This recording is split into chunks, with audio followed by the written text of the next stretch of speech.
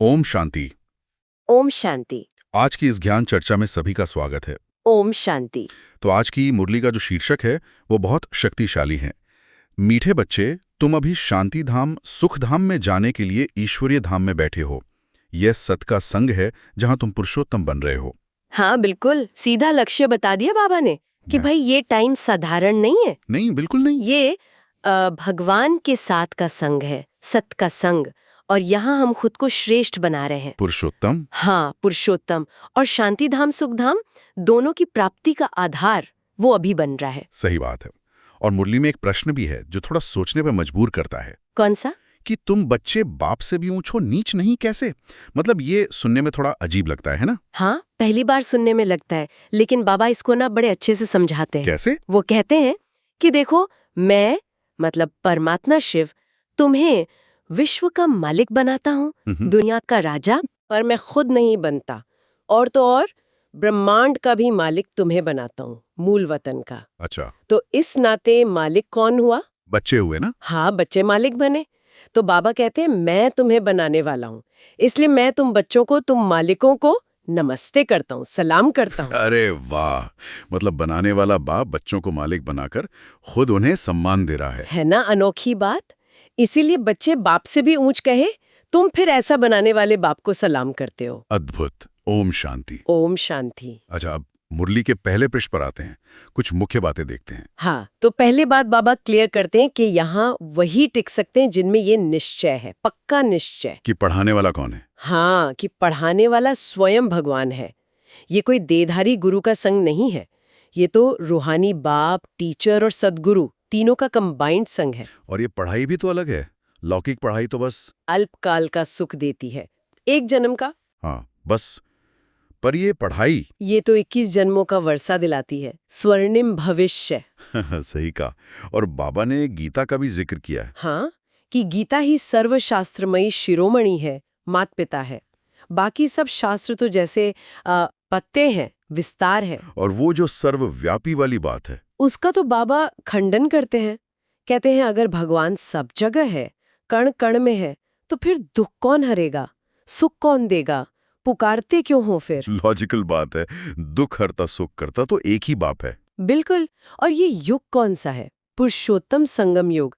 बाप हमें पुरुषोत्तम बनाने आए हैं। साधारण मनुष्य से देवता। हाँ, और ये होगा कैसे?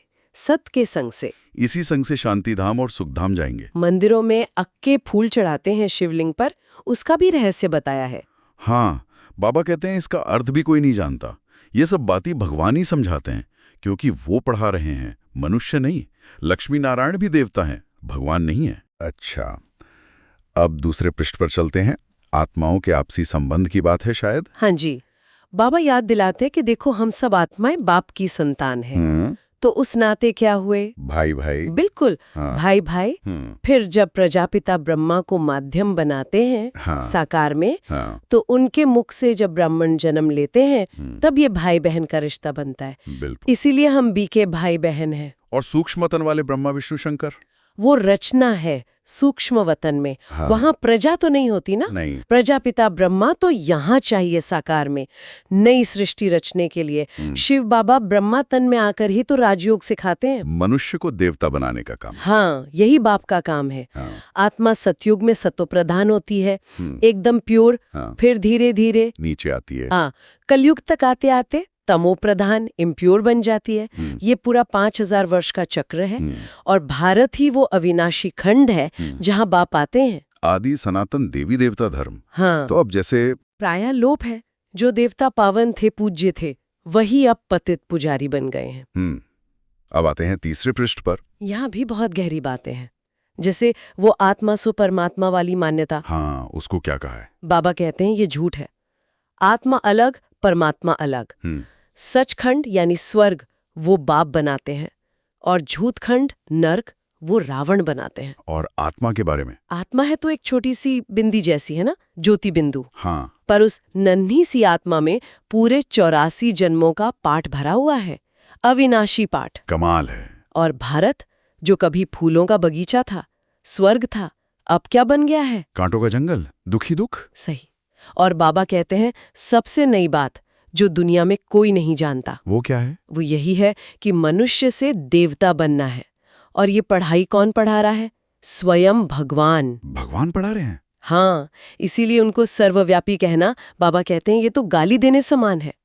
बाप हर 5000 साल बाद आते हैं और भारत को स्वर्ग बनाते हैं, रावण फिर नर्क बनाते हैं। सतयुग मतलब संपूर्ण निर्विकारी दुनिया। हाँ, और अभी विकारी दुनिया है, पतित है सब, तभी तो पतित पावन को बुलाते हैं। बाबा याद दिला रहे हैं कि अब समय पूरा हो रहा है। बिल्कुल, कहते मौत सामने खड़ा है, ये वानप्रस्थ अवस्था है सबकी, अब घर वापस जाना है। तो क्या करना है? बाप की याद, बस बाप को याद करके अपने पापों को भस्म करना है योग अग्नि से। बहुत स्पष्ट संदेश।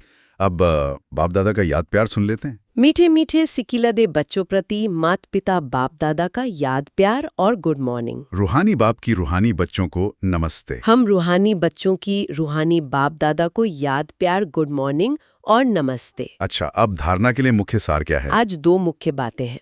पहला तो ये नशा और खुशी रहे कि हम कौन हैं, ब्रह्मा मुख वंशावली ब्राह्मण, जिन्हें भगवान पढ़ा रहे हैं। हाँ, स्वयं भगवान हमें मनुष्य से देवता बना रहे हैं।